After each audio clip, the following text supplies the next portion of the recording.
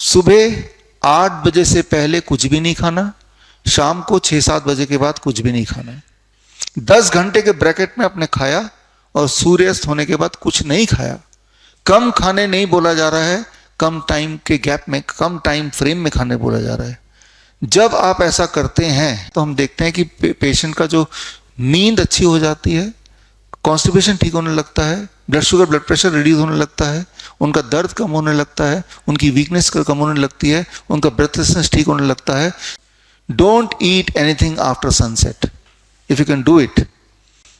ये इसको समझने के लिए आपको circadian rhythm of the body समझना पड़ेगा। हमारे बॉडी का एक सर्केडियन क्लॉक है, दिनचर्या जिसे बोलते हैं। जिस तरह से आपका पूरा परिवार है, आपके परिवार में जितने भी मेंबर हैं उनका एक दिनचर्या है।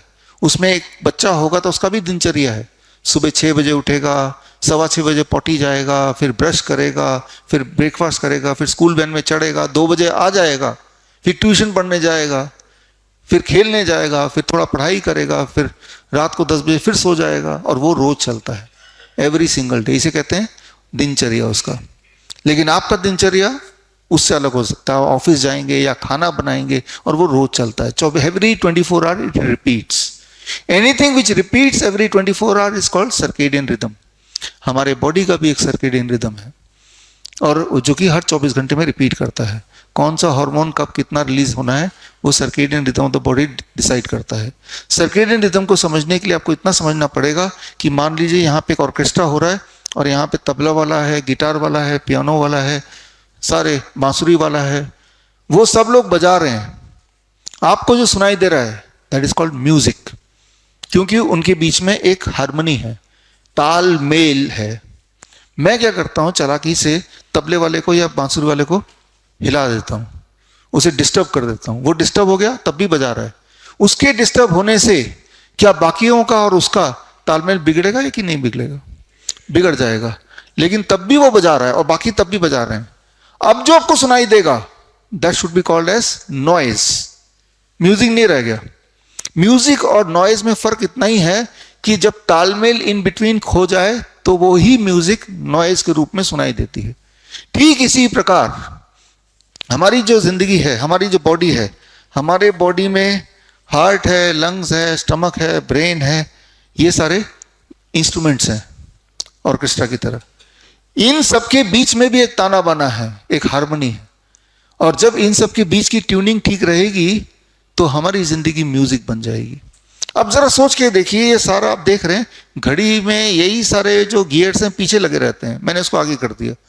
इनमें से मैं अगर एक को भी छेड़ूंगा, इंटेस्टाइन को छेड़ता हूं, इसकी स्पीड को थोड़ी कम कर देता हूं, तो क्या बाकियों को डिस्टर्बेंस होगी? बाकी भी कनेक्टेड है तो सबको होगी। छोटे वाले को भी छेड़ूंगा तब भी बड़े वाले डिस्टर्ब होंगे, बड़े वाले को छेड़ूंगा तब भी सारे डिस्टर्ब होंगे। एक को भी ठीक से चलाना है तो वो तभी ही चलेगा ठीक से जब बाकी भी कनेक्टेड ठीक से चलेंगे। तालमेल, राइट? तो हमारे body, this is called the circadian rhythm of the human body. अगर सर्केडियन रिदम को हम बिगाड़ दें तो then the life is noise. इसी को बीमारी कहते हैं। सर्केडियन रिदम बिगड़ जाने को ही बीमारी कहते हैं। और इसका ठीक उल्टा, अगर एक को भी आप ठीक कर पाए तो बाकी भी इवेंचुअली ठीक होना ही है, तभी एक ठीक होगा, है ना? तो सर्केडियन रिदम को ठीक करने का सबसे पहला और सबसे पावरफुल तरीका है don't eat after sunset. Time as medicine.